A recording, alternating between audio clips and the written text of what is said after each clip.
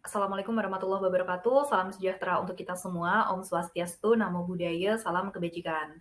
Semoga rekan-rekan selalu sehat dan tidak mengalami overweight seperti saya, karena saya ternyata menjalani sedentary lifestyle saat masa pandemi COVID-19, dan itu jangan ditiru sama sekali. Kali ini saya mencoba untuk menyampaikan review terhadap sebuah buku yang judulnya Pale Blue Dot: Memandang Masa Depan Manusia di Antariksa oleh Carl Sagan, yang kebetulan saya tuntaskan saat saya isoman COVID-19 pada bulan Desember lalu. Berikut merupakan review dari seorang yang awam terhadap bidang fisika maupun astronomi. Saya mohon izin, saya agak rambling. Dan pada bab-bab awal buku, Carl Sagan seperti menampar kita pada lautan fakta bahwa sebetulnya posisi kita ini tidak istimewa di alam semesta. Itulah yang di-capture oleh Voyager 1 pada tahun 90 saat ia memotret bumi dari kejauhan di tepi tata surya, bahwa alam semesta ya mungkin nggak secara khusus terjadi untuk manusia. Planet bumi tempat kita bernaung sekarang ini juga bukanlah pusat dari tata surya. Tata surya kita pun juga tidak menempati tempat yang istimewa dalam galaksi Bima Sakti. Jadi dia kayak salah satu lengan spiralnya saja. Kemudian galaksi Bima Sakti juga hanyalah satu di antara galaksi-galaksi lain yang ada di alam semesta ini. Manusialah yang membuat makna bahwa ia penting bagi seluruh kehidupan ini. Lebih-lebih manusia pun baru datang belakangan pada lingkup kalender kosmis. Kayak gitu. Jadi ini bukanlah upaya untuk mengkerdilkan manusia, tapi sebenarnya reminder agar kita selalu humble atau rendah hati, serta berpikir ulang ya, segala macam konflik antar manusia dalam peradaban kita ini hanya terjadi pada sebuah titik kecil pucat yang berwarna biru yang di-capture oleh Voyager 1 tadi gitu. Kemudian di sini juga ada pernyataan bahwa manusia belum menemukan kehidupan lain di luar bumi. Fakta ini akan menjadi sama-sama menyeramkannya ketika ternyata ada kehidupan lain di luar bumi yang kita belum tahu itu tuh apa gitu. Nah, karena bumi satu-satunya tempat hidup kita, kita mesti menimbulkan lagi jiwa-jiwa eksplorasi, atau ya kita sebagai explorer memikirkan alternatif lain tempat untuk tinggal, karena bumi tidak selamanya akan bersahabat dengan kita gitu. Pada bab-bab pertengahan, buku ini mengungkapkan berbagai fakta mengenai planet-planet dan benda langit, serta argumen kenapa hal itu sangat penting dipelajari untuk comparison atau komparasi terhadap tempat tinggal kita sekarang, karena kita sama-sama ada di dalam hukum fisika yang. Kemudian di sini juga ada pembahasan tentang greenhouse effect pada planet Venus dan efek rumah kaca di bumi. Kemudian yang seru juga ada pembahasan tentang lubang ozon dan CFC, lubang ozon sudah pulih.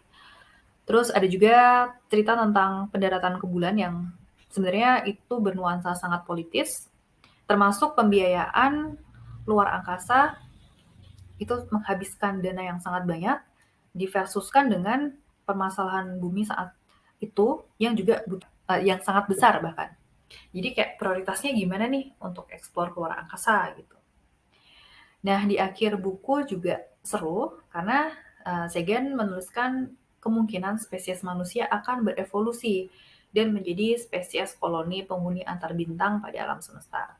Kalau sekarang kita kayak bayanginnya kayak masih ngawang-ngawang banget, tapi beberapa ratus tahun atau ribuan tahun lagi perkembangan sains dan teknologi pasti akan menjadi sesuatu yang sangat canggih gitu.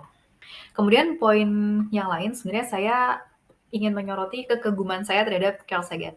Sagan ini adalah semacam sosok seperti Neil deGrasse Tyson yang merupakan saintis tapi dia juga selebritis. Nah, mampu membawa sains menjadi sesuatu yang populer gitu.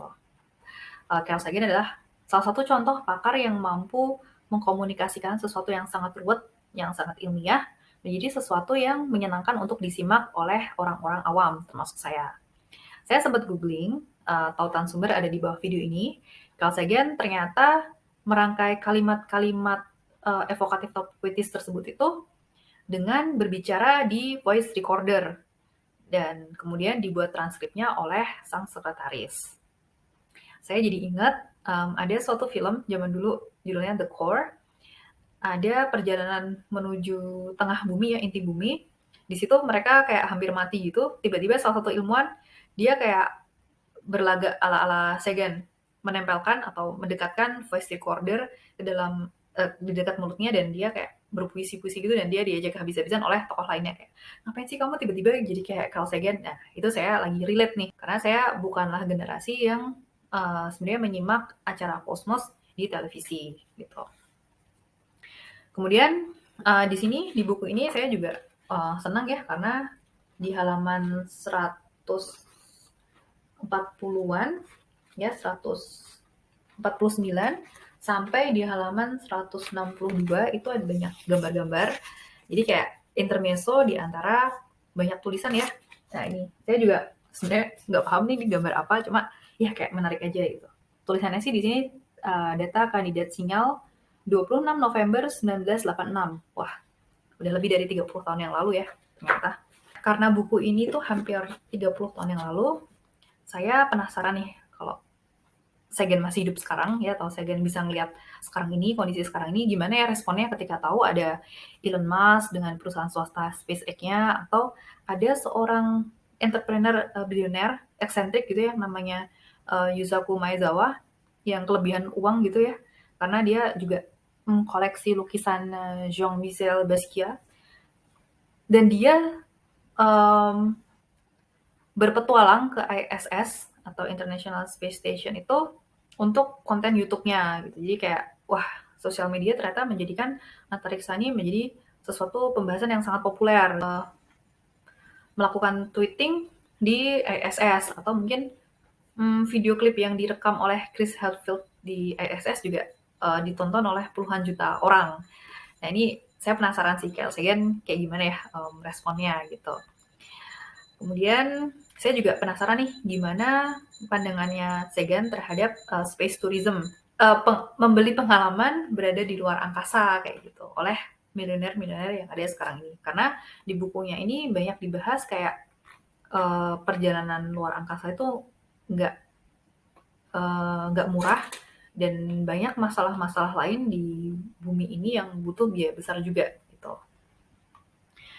Saya kagum terhadap Sagan karena dia tahu kemungkinan yang akan terjadi di masa mendatang pada saat itu, yaitu masa sekarang, kayak kendaraan di Mars, kemudian virtual reality kondisi Mars dengan manusia di bumi saat ini, kemudian banyak sekali tulisan-tulisan Sagan yang terjadi di tahun 2022 ini gitu. Sehingga kesimpulan saya, di rentang usia manusia yang hanya beberapa dekade ini, dan sebagai mediocre yang hidup di bumi yang letaknya atau posisinya mediocre di alam semesta ini, saya senang ya bisa membaca Pale Blue Dot. Kemudian saya merekomendasikannya kepada teman-teman karena bahasanya itu nggak susah, nggak banyak istilah-istilah yang susah gitu. Ya gambarnya mungkin hanya intermezzo saja di bagian tengah, tapi itu membantu sekali ya.